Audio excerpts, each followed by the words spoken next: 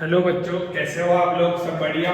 तो आज अपन पढ़ने वाले हैं linear equation in two variable का इंट्रोडक्शन। कि linear equation in two variable क्या होता है, ये आप लोग 9th में भी पढ़ते हो, ये आप लोग 10th में भी पढ़ते हो, और ये कॉम्पिटिशन्स में भी क्वेश्चन आते हैं। तो अपन डायरेक्ट टाइम वेस्ट नहीं करते हुए डायरेक्ट आपको समझाता हूं कि लीनियर इक्वेशन क्या होती है। सबसे पहले हम आते हैं लीनियर इक्वेशन पे।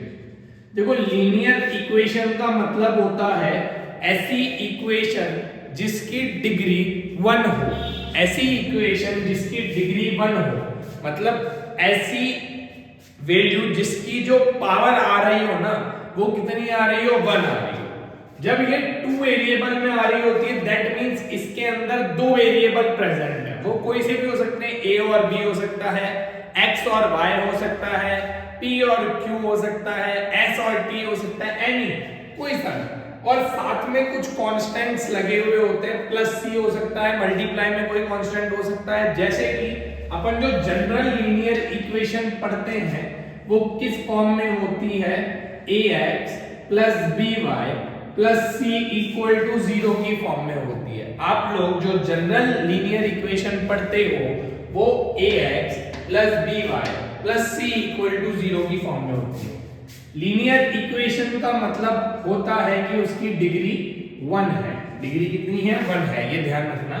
अब यहाँ पे ये इसकी स्टैंडर्ड फॉर्म लिखी हुई है, जो मैंने लिखी है ना लीनियर इक्वेशन टू वेरिएबल की, this is it's standard form. ये इसकी स्टैंडर्ड फॉर्म होती है, जहां पे x का कोफिशिएंट a कहलाता है जनरली, y का कोफिशिएंट b कहलाता है, और कांस्टेंट वाला c कहलाता है। ये होती है हमारी linear equation in two variable. आप इसके अंदर x की कोई भी वैल्यू डालो, आपको y की वैल्यू मिलेगी। आप इसके अंदर x की कोई भी वैल्यू डालो, आपको y की वैल्यू मिलेगी। मैं आपको कुछ एग्जांपल्स बताता हूं linear equation in two variable के, जैसे कि x इक्वल टू 5y। जरूरी नहीं है मैं स्टैंडर्ड फॉर्म में लिखूं, कैसे भी हो सकती है। मैंने लिखा 3x plus 5y equal to 15, ये एक इक्वेशन दे दी। या मैंने लिखा x minus Y equal to 5, ये एक लीनियर इक्वेशन हो गई।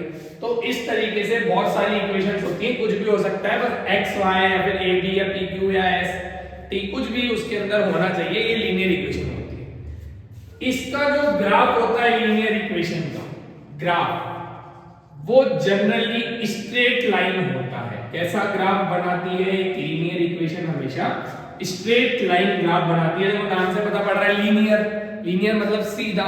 तो जो लीनियर इक्वेशन होती है वो हमारा स्ट्रेट लाइन ग्राफ बनाती है, ये फिक्स होता है। ठीक है, अंडरस्टैंड। अब अपन बात करेंगे अगर इसके सॉल्यूशंस की, तो अगर आपको एक ही लीनियर इक्वेशन दे रखी है, सिंगल लीनियर इक्वेशन की बात कर रहा हूं, तो अ सिंगल लीनियर इक्वेशन, अगर किसी चीज की एक ही इक्वेशन दे रखी है या फिर कोई भी एक ही इक्वेशन दे रखी है, linear equation have a single linear equation in two variable में होनी चाहिए या 3 वेरिएबल में भी हो सकती है, have infinite number of solution, have infinite number of solutions. इसके इनफाइनाइट नंबर ऑफ सॉल्यूशंस होते हैं अगर अपन को एक लीनियर इक्वेशन दी हुई है तो।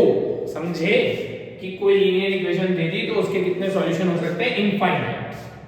समझ गए? और अगर किसी लीनियर इक्वेशन का कोई ग्राफ है, जैसे मैंने ये ग्राफ दे दिया, इस पे कोई भी पॉइंट आ जाए, इस लीनियर इक्वेशन की जो लाइन बन रही है, इस पे जितने भी पॉइंट हैं, ये सारे ही पॉइंट इसकी इक्वेशन को सेटिस्फाई करते हैं।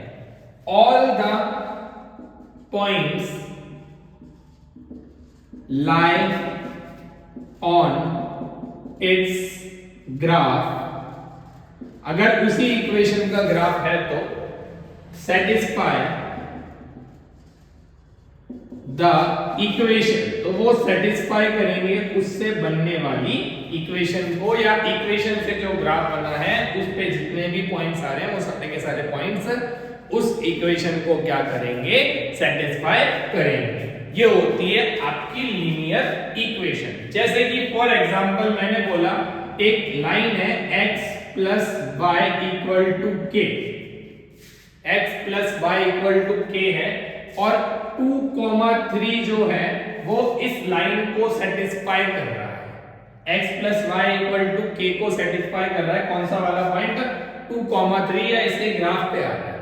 तो आप क्या करोगे, ये x वाला पॉइंट होता है 2 और ये y वाला पॉइंट होता है 3। x की जगह आप 2 डाल दो प्लस y की जगह 3 डाल दो इक्वल टू में k, तो 2 प्लस 3 इक्वल टू 5। 5 k की वैल्यू निकल जाएगी अपनी 5। ये हो जाती है हमारी linear equation in two variable.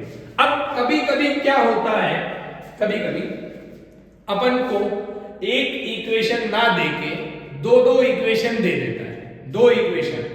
अब क्योंकि ये कब करता है, जब इसको सॉल्यूशन निकालवाना है, जब इसको सॉल्यूशन निकालवाना है। तो जैसे अपन को क्या बोल दे, एक इक्वेशन दे दी और दूसरी इक्वेशन दे दी और बोल दी x की और y की वैल्यू निकालो, तो अपन निकाल सकते हैं। अगर 2 वेरिएबल वाली इक्वेशन है, 2 variable linear equation in 2 variable है और ऐसे अपन को 2 इक्वेशन दे दे तो आप x और y की वैल्यू निकाल सकते हो। बट अगर इक्वेशन इन 3 वेरिएबल है, x, y और z, अगर 3 वेरिएबल में इक्वेशन है तो अपन को 3 इक्वेशन चाहिए होंगी उसको सॉल्व करने के लिए, x, y और z निकालने के लिए। ऐसे ही 4 वेरिएबल में तो 4 इक्वेशन, 5 वेरिएबल में तो 5 इक्वेशन चाहिए होंगी सॉल्व करने के लिए, फिर अपन इजीली सॉल्व कर सकते हैं। तो अभी तो हमारे पास ज्यादा बड़े अपन जा नहीं रहे, ना तो 3 वेरिएबल पे जा रहे हैं। वैसे 3 वेरिएबल वाले क्वेश्चन आ जाते हैं कई बार कि भैया 3 वेरिएबल, अपने नहीं 11 12 में आते हैं, करंट वगैरह वाले चैप्टर्स के अंदर काम आता है। अपने तो 2 वेरिएबल ही कि भैया 2 वेरिएबल में 2 इक्वेशन दे देगा और सॉल्व करवा देगा। अब उनको सॉल्व करने का अलग अलग मेथड होता है, जैसे कि elimination method, substitution method, cross multiplication method. अगर बोर्ड के नजरिए से देखा जाए तो क्रॉस मल्टीप्लिकेशन मेथड कर चुका है, बट अब बच्चों को हार्ड भी लगता था क्रॉस मल्टीप्लिकेशन मेथड, बट सबसे जो आसान तरीका होता है और हार्ड से हार्ड इक्वेशन को जो निकाल सकता है सॉल्व करके, वो क्रॉस मल्टीप्लिकेशन मेथड होता है। हम उसके लिए अलग से वीडियो बनाएंगे, अभी अपन खाली समझ रहे हैं, इंट्रोडक्शन ले रहे हैं चैप्टर का, ठीक है ना। तो इंट्रोडक्शन में ये आपको समझ में आ गया लीनियर इक्वेशन इन 2 वेरिएबल क्या होती है। अब बात करी जाए, अगर आपको 2 इक्वेशन दे दी जाए तो, अगर आपको 2 इक्वेशन दे दी जाए, इंट्रोडक्शन लिखते जाना बेटा साथ साथ में, या तो स्क्रीनशॉट ले लेना है ना, कि अगर मैं आपको 2 इक्वेशन दे दूं तो, वैसे तो एक इक्वेशन का तो समझ में आ गया ना, जैसे x इक्वल टू 5y है तो इसके इनफाइनाइट सॉल्यूशन हो सकते हैं। y की वैल्यू 0 डालोगे तो x की वैल्यू 0 मिल जाएगी, 1 डालोगे तो 5 बन जा 5, x की वैल्यू 5 आ गई, y की वैल्यू 2 डालोगे तो 5 2 जा 10, x की वैल्यू 10 आ गई, 3 डालोगे तो 5 3 जा 15, x की वैल्यू 15 आ गई। इस तरीके से ये सॉल्व हो जाता है, समझे। तो इनफाइनाइट सॉल्यूशन होते हैं लीनियर इक्वेशन के। अब मैंने तुम्हें 2 इक्वेशन दे दी, a1x प्लस b1y, ये भी बता देता हूं, स्टैंडर्ड फॉर्म आपको आ गई होगी समझ में। मैंने आपको 2 इक्वेशन दे दी, एक इक्वेशन दे दी a1x plus b1y plus c1 equal to 0 और एक दे दी a2x plus b2y plus c2 equal to 0। इसके कितने सॉल्यूशन होते हैं, number of solution. Linear equation 2 variable में दे दी, 2 इसके अपने यूनिक सॉल्यूशन भी हो सकते हैं, नो सॉल्यूशन भी हो सकता है कोई सॉल्यूशन ही नहीं है दोनों का मिला करके, और हो सकता है इनफाइनाइट सॉल्यूशन बन जाए। अब इसकी अलग अलग कंडीशन होती है, वो मैं सिखाऊंगा, ठीक है। चैप्टर के अंदर अपन मेथड सीखेंगे, वैसे तो एलिमिनेशन मेथड, सब्स्टिट्यूशन मेथड वो आगे सीखेंगे। पहले टेबल दे रखी है, अपन टेबल सीख रहे हैं कि भैया ग्राफिकल मेथड में टेबल कैसे बनाई जाती है कंपैरिजन करके कोफिशिएंट्स का। जैसे मैं आपको बताऊं, इसके लिए आपको रेशियो निकालना होता है। जैसे मैं इधर लिख देता हूं, इधर तो कंडीशन लिख देता हूं, इधर अपन लिख देते हैं कि इसका कैसा ग्राफ बनेगा, इधर अपन लिख देते हैं इसके सॉल्यूशंस कि कितने सॉल्यूशंस आएंगे, और इधर अपन लिखते हैं इसके नेचर कि इक्वेशन जो है इसका नेचर कैसा है, ठीक है। ये 3 चीजें अपन लिखेंगे, कंपेयर करके अपन निकाल सकते हैं। अगर मैं आपको 2 इक्वेशन दे दूं तो 3 कंडीशन निकलती है उसकी। पहली कंडीशन होती है कि अगर आपने रेशियो निकाला a1 upon a2, b1 upon b2, और ये दोनों ही बराबर नहीं है। a1/a2 मतलब x के कोफिशिएंट और y के कोफिशिएंट का रेशो बराबर नहीं आया। a1/a2 और b1/b2 बराबर नहीं आया। दूसरी कंडीशन होती है a1/a2 तो बराबर आ गया b1/b2 के, लेकिन ये c1/c2 के बराबर नहीं आया ये। और तीसरी कंडीशन होती है बहुत ही easy, a1/a2 equal to b1/b2 और इक्वल टू c1/c2, ये वाली कंडीशन। अब ये अलग अलग जो कंडीशन है इससे अपन कंडीशन देख करके पता लगा सकते हैं रेशो को डिवाइड करके कि उसका कैसा ग्राफ बनने वाला है, कैसा सॉल्यूशन होने वाला है और कैसा नेचर बनने वाला है। जैसे कि जो a1/a2 और b1/b2 अगर नॉट इक्वल है तो इसका जो ग्राफ होता है वो कैसा होता है, इंटरसेक्टिंग। कैसा ग्राफ होता है, इंटरसेक्टिंग, कुछ इस तरीके का। जैसे अगर एक इक्वेशन का यूं जा रहा है और दूसरे इक्वेशन का यूं जा रहा है, यहां इंटरसेक्ट कर रहा है तो ये वाला जो पॉइंट हो जाएगा ये अपन का दोनों इक्वेशन का सॉल्यूशन हो जाएगा, कॉमन पॉइंट। इंटरसेक्टिंग ग्राफ होता है जब दोनों लाइनें इंटरसेक्ट कर रही हो, ऐसे कर सकती है, ऐसे कर सकती है, ऐसे कर सकती है, कैसे भी दोनों लाइनें इंटरसेक्ट करनी चाहिए। सॉल्यूशन इंटरसेक्टिंग वाली के होते हैं यूनिक सॉल्यूशन। कितने सॉल्यूशन होते हैं, यूनिक सॉल्यूशन होते हैं इंटरसेक्शन वाली, यूनिक सॉल्यूशन। नेचर जो होता है अपना इंटरसेक्टिंग वाली का वो कैसा नेचर होता है, कंसिस्टेंट। नेचर का मतलब होता है कि भैया उसका आंसर आएगा या नहीं आएगा। अगर आ सकता है तो कंसिस्टेंट और नहीं आएगा तो इनकंसिस्टेंट। यहाँ पे आंसर आ रहा है और एक ही आ रहा है मतलब x की कोई वैल्यू निकलेगी और y की कोई वैल्यू निकलेगी तो यहाँ पे कंसिस्टेंट आ गया। समझ गए। सेकेंड वाली कंडीशन होती है a1/a2 b1/b2 बराबर आ जाए लेकिन c1/c2 बराबर नहीं है। तो यहाँ पे जो हमारा ग्राफ बनता है वो पैरेलल बनता है।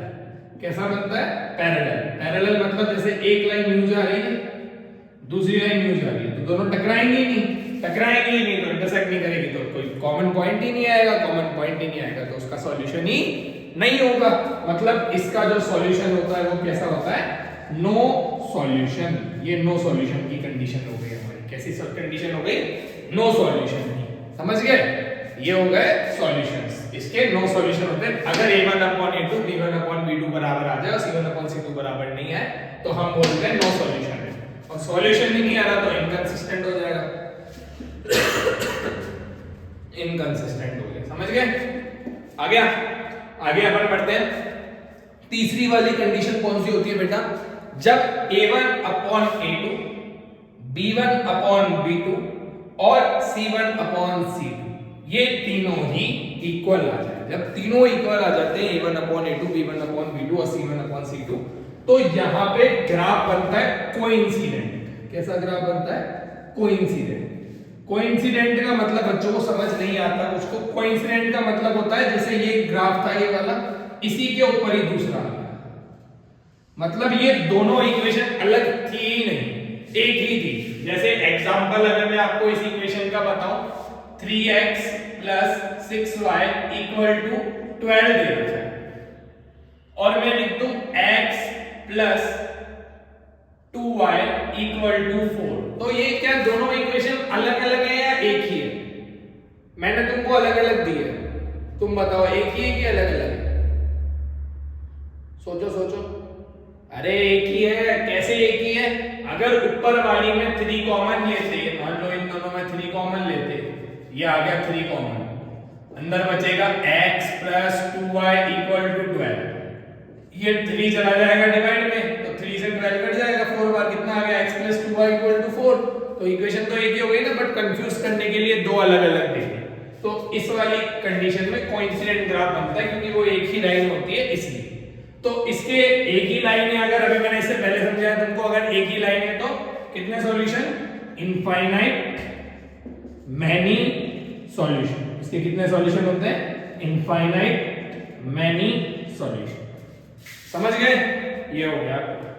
अगर आप नेचर देखोगे इसका तो इसका नेचर कैसा बनता है, क्योंकि इसके आंसर आ रहे हैं तो कंसिस्टेंट, इसका नेचर आता है कंसिस्टेंट। समझ गए। तो ये हो गया अपना क्या, introduction of linear equation in two variable. मैंने आपको समझाया अगर एक इक्वेशन आती है तो क्या होता है, दो इक्वेशन आती है तो कंडीशन समझाई अलग अलग, ठीक है। अब अगर दो इक्वेशन आती है तो इसके सॉल्यूशंस निकलते हैं by elimination method, by substitution method और बाय ग्राफिकल मेथड। मैं तीनों ही सिखाऊंगा तुमको, तीनों की अलग अलग वीडियो डालूंगा। पहले आप ये अच्छी तरह समझ लो। इसको अगर समझ में आ गया हो तो लाइक कर दो, कमेंट कर दो, सब्सक्राइब कर दो चैनल को, ठीक है, और वीडियो को शेयर भी कर दो। अगर कोई प्रॉब्लम हो तो आप मेरे को इंस्टाग्राम में मैसेज कर सकते हो या कमेंट बता सकते हो, है ना। तो मैं तुमको जल्दी जल्दी रिप्लाई करूंगा। चलो बाय बाय, मिलते हैं फिर।